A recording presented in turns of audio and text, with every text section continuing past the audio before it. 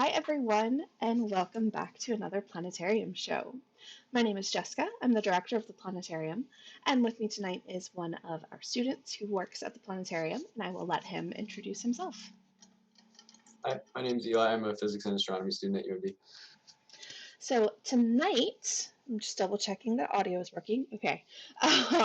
Tonight is our rescheduled show for Exploring Venus, which is the next installment of our exploration series. So we're going to take an up close look at the planet, what we've known, what we've learned recently, and some of the future plans for it. And I will say, as I did with our Exploring Mars, I may have compiled too much, but I got really excited when putting together the show, and I even learned some new things while doing it. So hopefully you all enjoy it as well.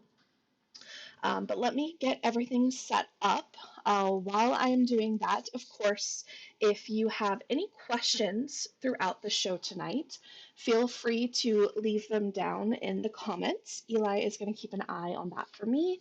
Will let me know as those questions pop up. Otherwise, we'll have time at the end for questions as well. All right, so let's get on to exploring Venus. So the first thing we're going to start with is actually how we see Venus from here on Earth with our naked eye, because Venus is extremely bright. It is the brightest object in the night sky other than the moon. And when the moon is in like a crescent phase, it's brighter than the moon. And so it is an object in our sky that has been known for as long as we have records of early cultures, all as far back as we have those records. This is something that has been seen and noticed, not just because of how bright it is, but because it's a planet, it moves across the kind of background stars and it moves rather quickly. So it's something that is very obvious and noticeable and has noticeable patterns to it. One of the facts that I actually learned when researching the show is Venus is responsible for most of the misreported UFO sightings because it is so bright. They don't think that can be a like celestial object. They think it has to be a UFO. But no, that is the planet Venus. It is named after the Roman goddess of love and beauty, who is Venus. That's the Roman equivalent to the Greek goddess Aphrodite. And generally, Venus is seen either in the evening or in the morning, and so it is often called either the evening star or the morning star because of that. And this is due to its orbit around the sun. Since it's closer to the sun than Earth is, it's always pretty close to the sun in our sky. And so we'll either see it in the west just after sunset, and so that's the evening star, or we'll see it in the east just before sunrise, and that's when it's the morning star, and it changes back and forth as Venus goes around the sun and is in different parts of its orbit. All right, so since Venus is so bright, so noticeable, as I said, we have evidence that it has been watched and known for centuries. Some of the very earliest observations, that's the word, of Venus actually come from a tablet called the Venus tablet that dates back to the first millennium BC. So this is like the first Babylonian culture, maybe even before that with the Sumerians. And they have just this tablet that is a list of observations of the position, rise, and setting of Venus and how they've watched it over and over time. They watched it so much that they actually realized that the morning and evening stars were the same object. So they knew that both of those phenomena were the same thing creating that. Now, to the ancient Sumerians and early Babylonians, Venus was known, and I'm probably going to mispronounce this, but it was known as Ninisiana, which translates to Divine Lady, Illuminator of the Heavens, which just, again, recalls back to it being so very bright. Later, that kind of changed to be Ishtar, which is the kind of later Babylonian goddess of, I believe, love and beauty, and that became kind of what Venus was, as Ishtar. To the Mayans, Venus was also another very significant astronomical object. I don't have a whole lot of knowledge on Mayan culture, and I definitely don't want to misrepresent it at all. But I do know to their culture, Venus was one of the most important objects they saw in the sky. Second only to the sun and the moon, I guess third only to the sun and the moon. And the positions of Venus helped them make important decisions like whether to go to war or not. And so we have tons and tons and tons of records of their observations of the planets. Of course, we also know the Greeks and later Romans also had observations of the planets. And that's something I found very interesting. A lot of early Greek astronomy and philosophy is actually influenced by the Babylonians, who, as I said, knew that this morning and evening star were the same object, but that appeared to get lost somewhere between the Babylonians and the early Greeks, because for a time the early Greeks did actually think they were two separate objects. The morning star was phosphorus, the light bringer. That's actually the element phosphorus is named after that. And then the evening star was Hesperus, which means western one, because you see it in the west when it's up in the evening. Later on, though, the Greeks did realize that it was the same object, but they kept the kind of two individual names depending on when we were seeing it, whether it was in the morning or in the evening. And then, of course, as we've already said, the Romans, following along with the Greeks, knew that it was the same object. They kept, again, the Greek kind of names for when you were seeing it, but knew that it was the single object of what they called Venus. Now, interesting, there were a lot of scientific advances that were made because of the movement and position of Venus in our nighttime sky. Going back to some of those Greeks, again, the Greek astronomer and philosopher Ptolemy realized that Venus had to sit in between Earth and the Sun. Now, that's about the only thing he got right. You can see here, this is Ptolemy's model for our solar system. And it is what we call a geocentric model, Earth-centered. So he has the Earth at the center and the sun and all of the planets going around the Earth. And so we know that all of that is incorrect.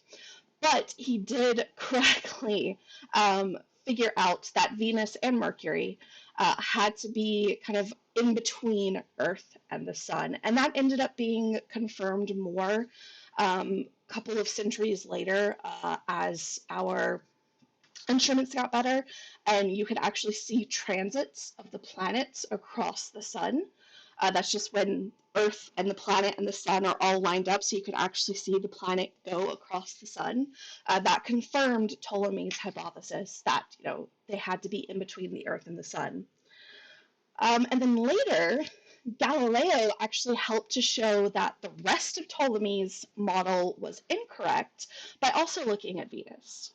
When Galileo looked at Venus through a telescope, he saw that Venus actually goes through phases, very much like the moon goes through phases. And he realized that the only way Venus could go through these phases and look as it does is if we lived in a heliocentric model, or sun-centered, meaning the sun is the center of our solar system, and Venus and Earth and the other planets all go around that. And so you end up with this sort of configuration. And so this observation by Galileo of Venus was actually one of the critical pieces of evidence used to show that that geocentric model, that Earth-centered model, which prevailed for over 2,000 years, was incorrect. And it was observations of Venus that helped to do that. And then a little bit later on, in the 1790s, looking at Venus again through telescopes, astronomers were able to figure out that Venus does have an atmosphere. They're able to see that when you look at it in this crescent phase, you see it gets kind of really fuzzy along the edges. That indicates that there's an atmosphere that's scattering the light. But that's kind of all we knew at the time. There wasn't a whole lot more known about Venus. Um, Before we continue on with some of the scientific stuff, I do also want to make note of how Venus is portrayed in the arts, because again, big bright object in the nighttime sky is of course included in a lot of poetry.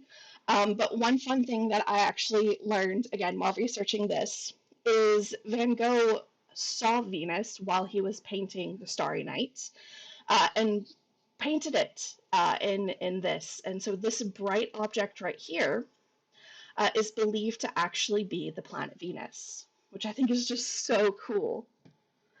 All right, so let's get back to some of the scientific stuff. So up until this point, we know that Venus is a planet. It has an atmosphere. And by watching it and how it moves in our sky, we can figure out some basics of like its orbit around the sun. So it's closer to the sun than we are. It sits, so we are what we call 1 AU from the sun. And so it sits 0.72, so a little less than 3/4 of the way out from how far we are. Since it does sit closer to the sun, it doesn't take as long to make one orbit around the sun, taking about 225 Earth days.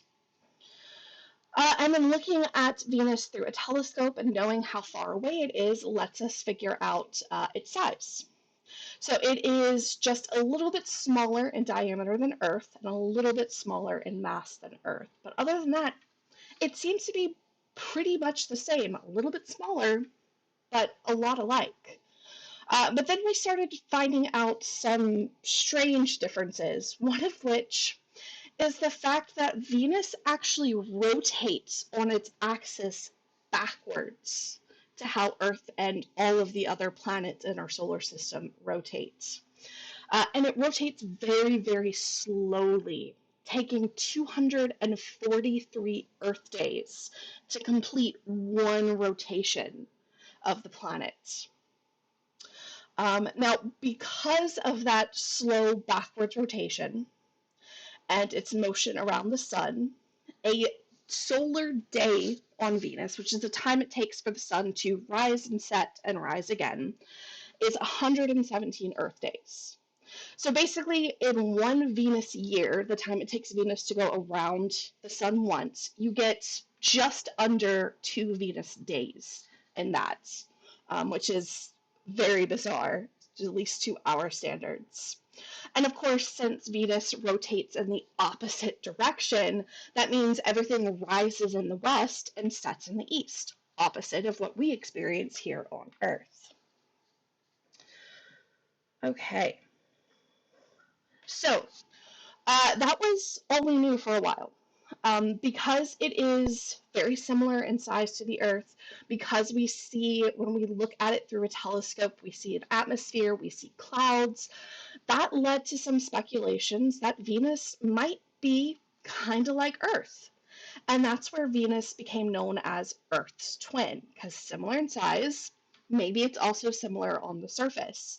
And there were all sorts of speculations of exactly what that would be like. Because it's a bit warmer, we expected, since it does sit a little bit closer to the sun than we are, it should naturally be a bit warmer. Then does that mean the entire planet is a big desert? Or maybe a lush jungle covers the planet? The problem is we really couldn't tell because, thank you, Quinn. Quinn is very excited about Venus as well. Because of that thick cloud layer, we can't see the ground. So it took until the 1960s when we had radar technology that allowed us to peer through those clouds and really start to learn what the surface of Venus is like and more of what the planet is like. And oh boy, did we not find what we thought we would find. So we're going to start off with Mariner 2. Mariner 2 got to Venus in December of 1962, and it was the first successful flyby, not just of Venus, but of any planet. And so this little spacecraft basically flew by Venus, took observations, took measurements, and sent the information back to us. And it was the first time that we ever did that for any planet. And it showed us some bizarre things, mostly that the temperatures in the atmosphere reached up to 900 degrees Fahrenheit, way hotter than we expected. And another strange thing, it didn't detect a magnetic field like Earth has, which we expected Venus to have one. So, very first flyby, we get information and it does not make sense. This is not what we thought it would be. So, coming up about 5 years later was Venera 4.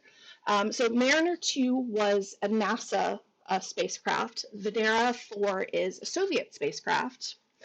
And it was the first direct data taken from the atmosphere of a planet. Venera 4 was basically a little probe that fell through Venus's atmosphere and sent back information about that atmosphere.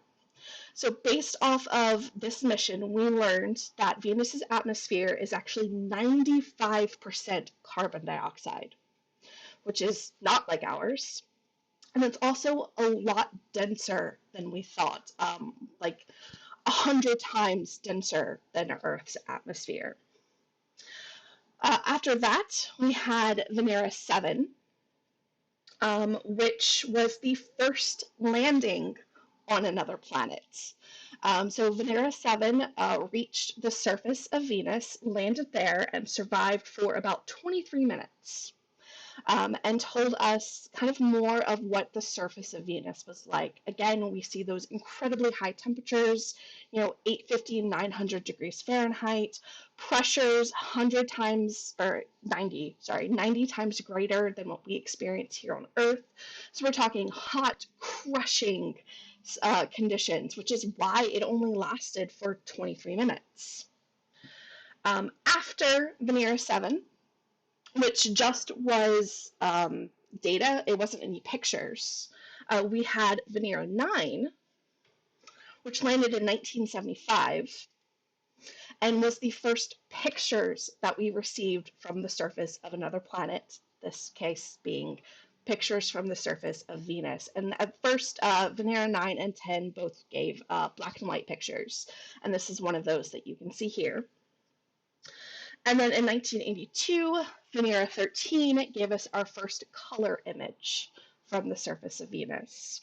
And then also confirmed other observations, temperatures, crushing pressures, all of that. And so that really started to change what we knew about this planet. We see the surface that is nothing like Earth, not a lush jungle or maybe more of a desert was correct, but definitely not as extreme as it turns out the surface of Venus is. Of course, at those really high temperatures, there's no water anywhere. And because of that really, really thick atmosphere, everything's kind of bathed in this yellowish orange glow from the sunlight kind of filtering through that thick cloud atmosphere. And that's why you have this kind of yellowish look. But the surface rocks are actually gray. It just looks yellow because of the light through the atmosphere. And that was the Venera, I think 13 and 14 were the last landers that we had on Venus. Since then, we have had several other spacecraft that have been put in orbit around Venus to map out the surface. The most detailed of which was a NASA mission called Magellan.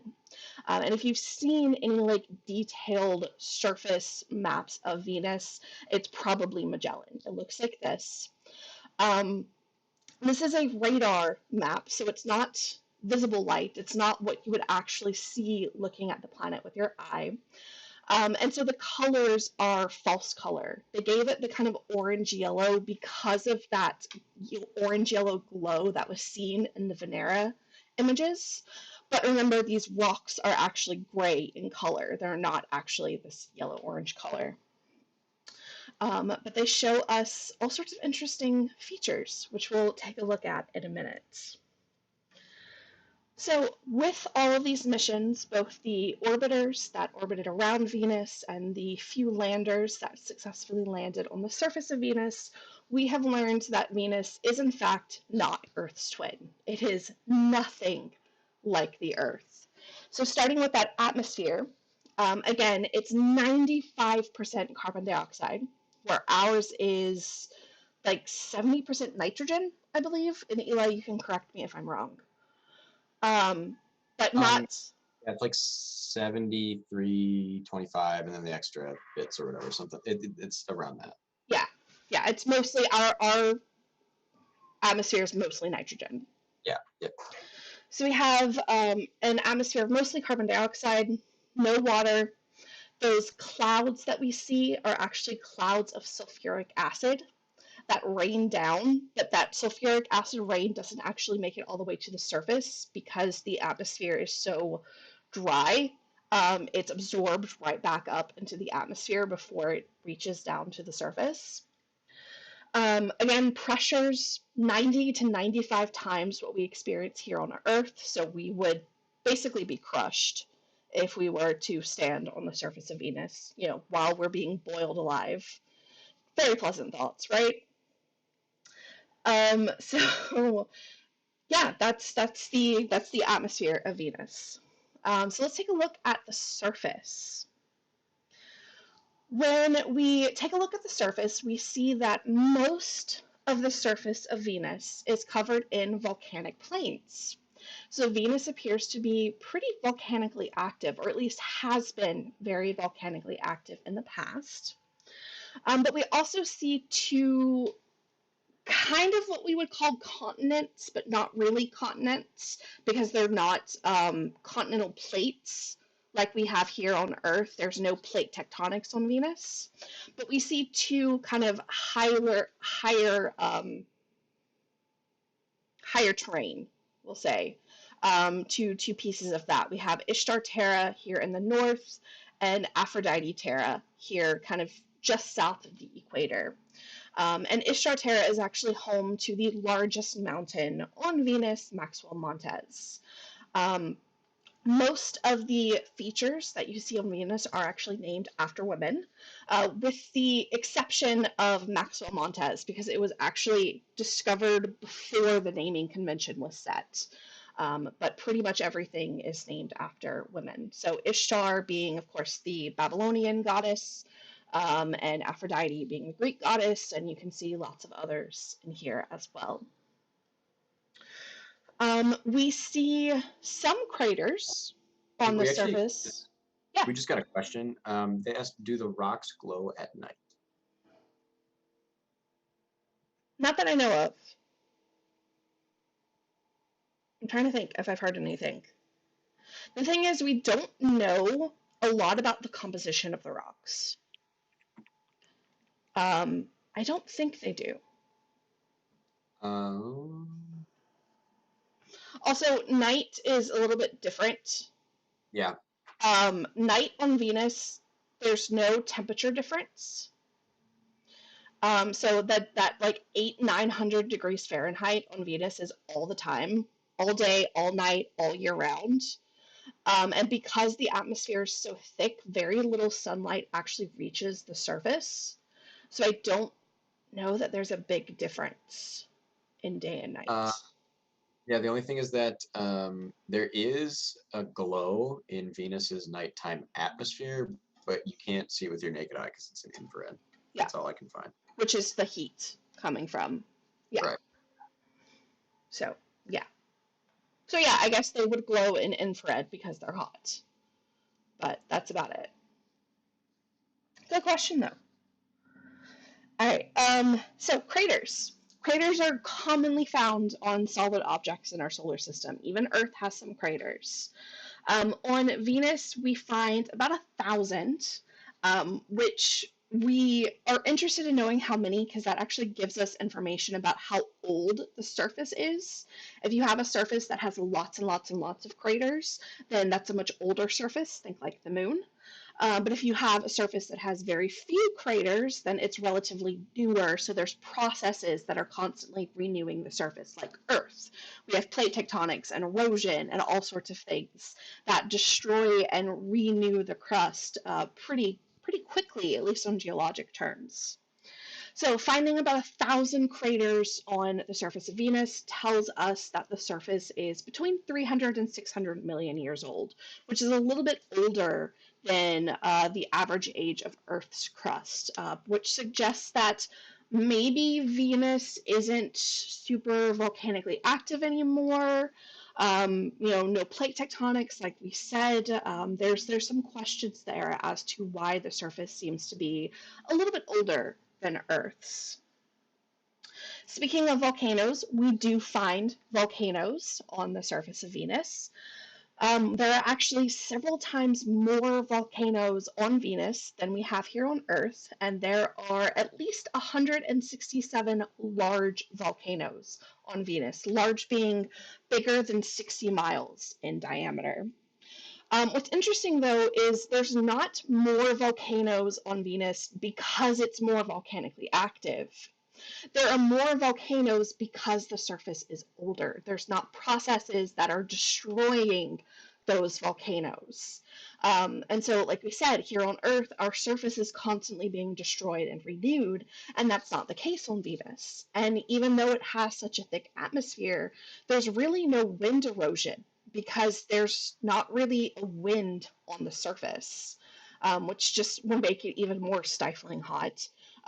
But without wind and erosion and no plate tectonics, there's nothing to really destroy these volcanic peaks after they formed. Now, we don't know if Venus is still volcanically active. We haven't seen a direct eruption from any of the volcanoes, but we do think it's pretty likely because Earth is volcanically active and Venus is roughly the same size, so it should have the same amount of heat inside to drive those volcanoes. And we have some circumstantial evidence that suggests that it is. So the amount of sulfur dioxide kind of varies over time, which suggests volcanic eruptions, because sulfur dioxide is erupted out when volcanoes erupt or are emitted when volcanoes erupt. But more recently, we've also found some kind of hotspots near volcanic peaks, which do suggest newer lava flows. So while we haven't seen a direct observation of an eruption, it is likely that Venus is still volcanically active. One other really cool feature, volcanic feature that we see on Venus that we don't see here on Earth are these things called coronae.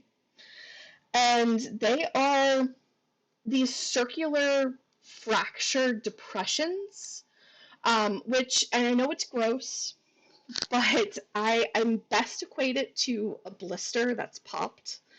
So when you have a blister and your skin kind of puffs up, and then when it pops and that drains away and the skin kind of falls back and you get lots of wrinkles where all of that excess skin was. These are the same thing where we had pieces of the crust that were kind of pushed and bubbled up by probably like a molten hotspot underneath. And then once that drained away, that pushed up crust kind of just collapsed back down, and you get this like circular fracture from that bubble that collapsed back.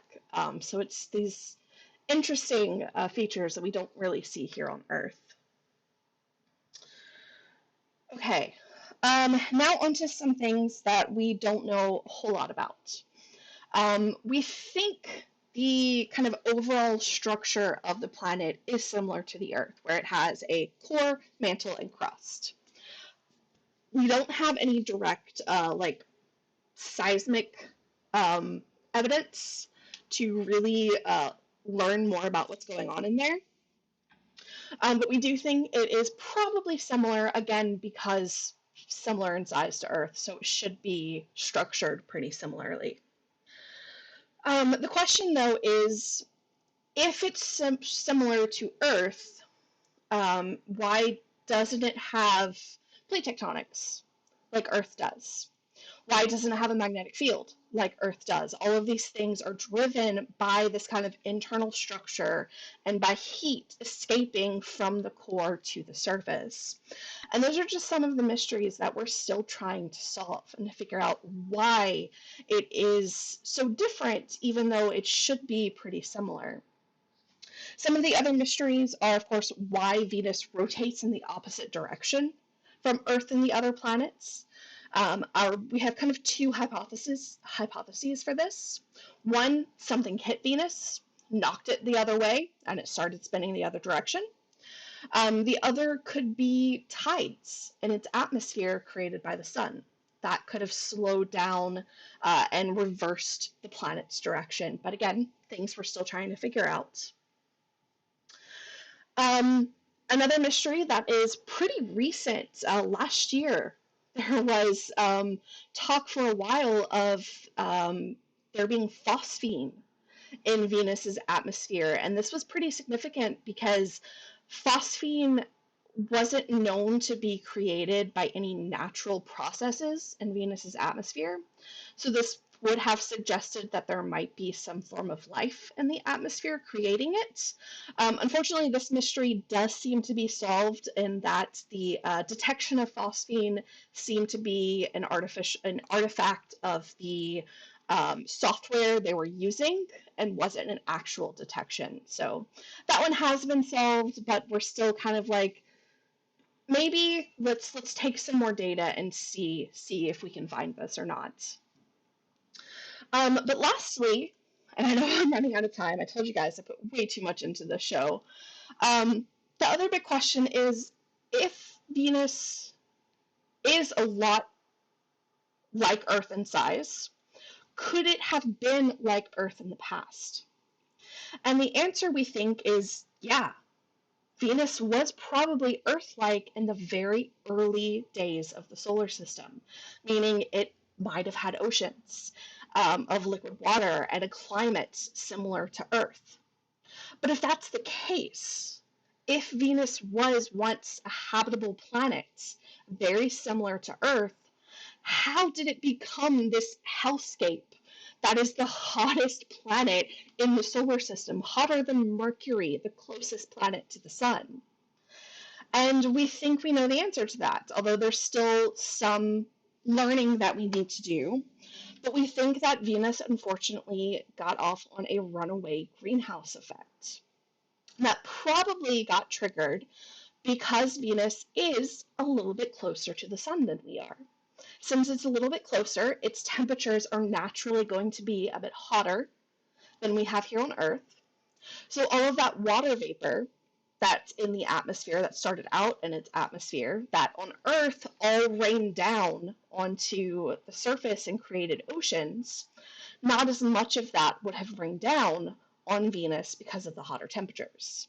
Water vapor is a greenhouse gas that would have trapped heat, made it even hotter. That water that was on the surface then would evaporate, adding more greenhouse gases, which traps more heat and makes it hotter. And you end up with this vicious feedback loop where you just keep adding more and more greenhouse gases to the atmosphere, and it just gets hotter and hotter and hotter. And that is what we think happened to Venus, and honestly could happen to Earth in the future too if we don't stop pumping greenhouse gases into our atmosphere. I mean, Venus is really a look at what happens when that greenhouse effect starts to run away and you lose control of it. Of course, again, there's still a lot that we need to better understand about what early conditions on Venus were like, about what exactly happened. But yeah, there are thoughts that it was once like Earth, really was once Earth's twin, and then due to a series of unfortunate events, became what we know it today. Now, since there are still a lot of mysteries, a lot of things to learn about Venus, we are thankfully going back there. NASA back in June announced that there are 2 new missions that are going to Venus and should be there by 2030. The first is Da Vinci, which is another probe that's going to fall through the atmosphere. and give us information on the atmosphere, help us learn more about how it formed, how it changed and evolved over time, help us figure out if there was ever an ocean, how much water vapor there might have been on Venus, how much water there might have been. And as it's falling, it's also going to take really high resolution images of the surface and send us back all of that information. And then the second mission is Veritas, which is going to be another orbiter that is going to orbit Venus and take even higher resolution images than we currently have to give us more information on the geologic history and help us try and learn more about why the geologic features are so different than what we have here on Earth, why there are those differences there. So things like why there's no plate tectonics, is volcanic activity still going on? And finally learn what type of rocks are on Venus, because as I said, we don't have a lot of information on that. So yeah, hey, only 5 minutes over. I think that was not too bad. Um, so yeah, Exploring Venus is a part of our new exploration series, where we're trying to do kind of one of these a month. That's a good deep dive into a fun or interesting topic. So if there's anything else that you would like us to add to the exploration series shows, let us know. So far, we've done Mars, black holes, dark matter, the sun, Venus, and yeah, we need some new ones for the upcoming months. So let us know if there's anything that you would like to see. And I am going to stop talking and see if there are any more questions. Nope, no more questions. No? All right. Well, if anyone does have questions, now is a good time to leave them down in the comments. And while we give that a minute to see if anything comes through, let me tell you about our schedule for the next week. Next Wednesday, we're going to have another edition of Ask an Astronomer. So we'll be here to answer any of your and all of your questions. And then next Saturday, we are going to go on a tour of the moons of our solar system.